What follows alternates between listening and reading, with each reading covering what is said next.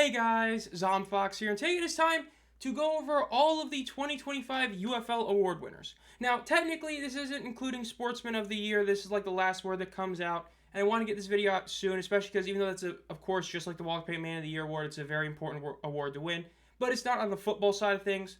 So these are all the football awards, pretty much, that were won, as the MVP was announced today. So let's get right into it with Special Teams Player of the Year, Kedrick Whitehead.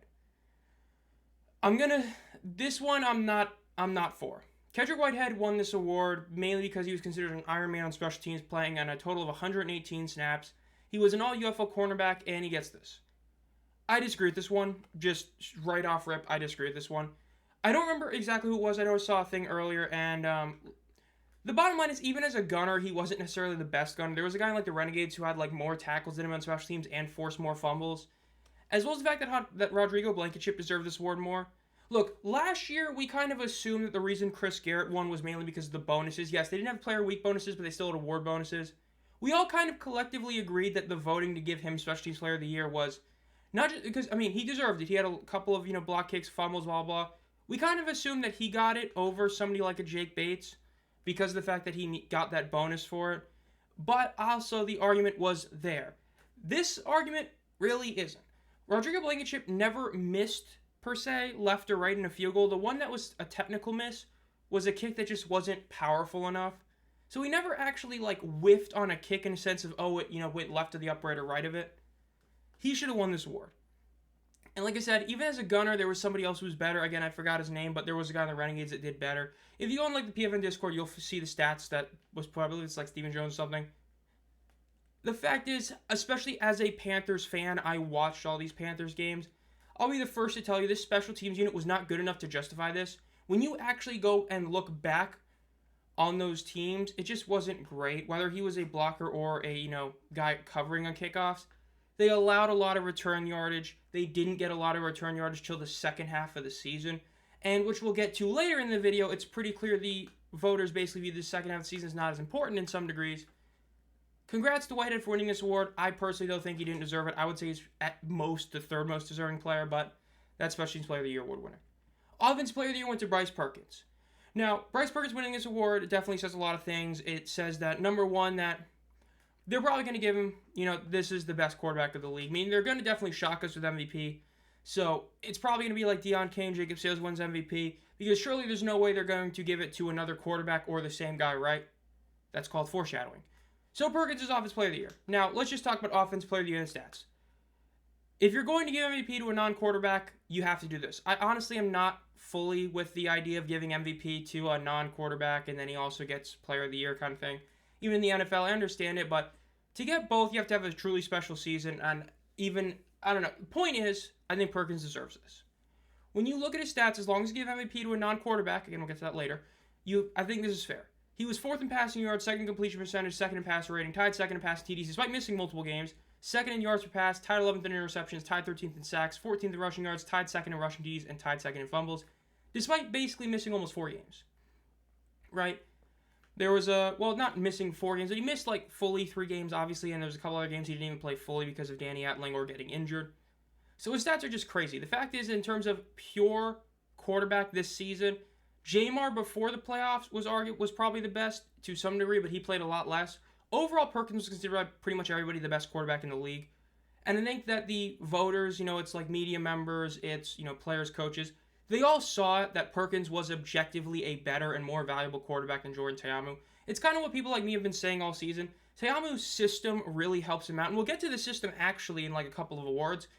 And it's more so the system and less so him, because we've seen what he can do in the previous 3 spring football seasons, not counting, of course, the XFL in 2020. And, he just had a better year this year, mainly because of the system. Whereas Perkins basically did what he did last year in the 2 games he appeared in, which was be dominant in both the air and the ground. So, congrats to Perkins for winning Offensive Player of the Year. It is shocking that we're not going to get a quarterback winning MVP. Wink, wink, nudge, nudge, if you know, you know. Defensive Player of the Year is going to Pita Te'amano-Pinu. Honestly fair. I know there's a couple other guys who are statistically somewhat up there, but the bottom line with this one is this was Eugene Harris's award to lose, and he kind of lost it. The second half of the season, he kind of just dropped off. Basically, after the DC game with the interception, he wasn't as much of the flashy kind of guy that Pita was. Peta was pretty much solid throughout the whole season. Ended up getting, tied 15th in TFLs, tied first in forced fumbles. Not counting Perkins, who picked up all of his fumbles pretty much. He had the most fumble recoveries in the league, tied for that.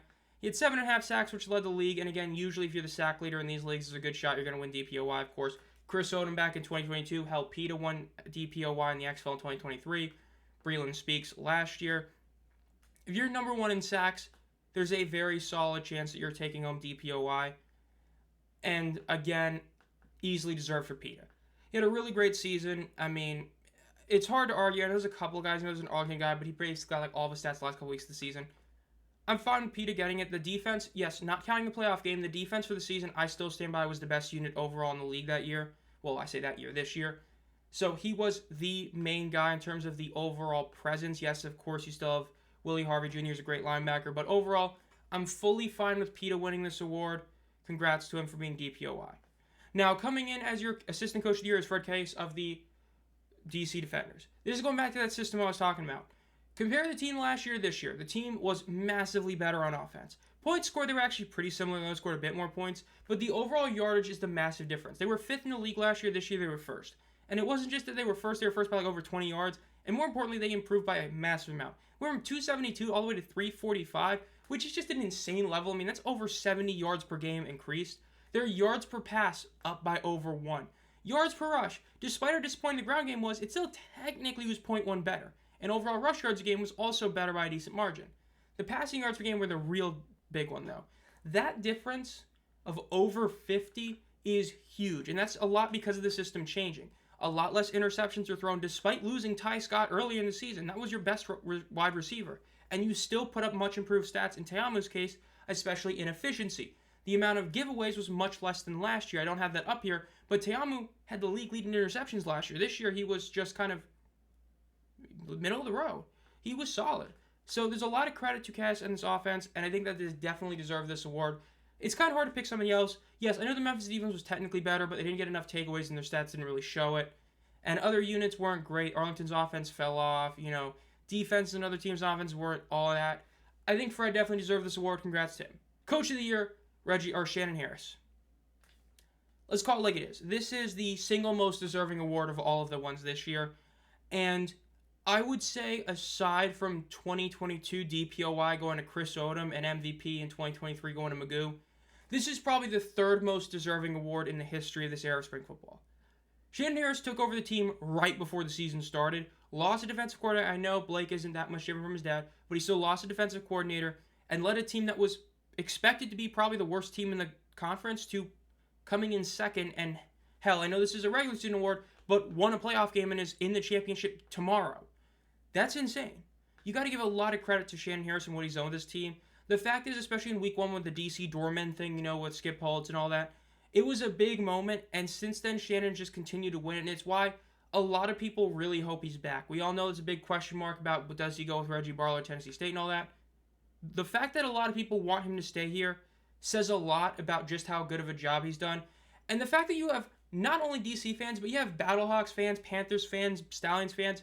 Every single fan base is fully behind him winning this award because it's just that clear cut that he deserved it. Anthony Becht did nothing to really deserve it, right? Skip Holtz did nothing to really deserve it. They had good records. They were expected to have good records, and, there's a lot of things that honestly weren't great for both teams. Michigan, Mike Nolan had a lot of issues with the quarterback position. Didn't necessarily deserve it. And then the 4 teams missed the playoffs, obviously. Shannon Harris made a team a lot better than expected. Got into the playoffs, won a playoff game, and also lost DC middle of the season. It's not even close. I mean, he ran away with this award. Congrats to Coach Harris, easily deserved. MVP went to Bryce Perkins.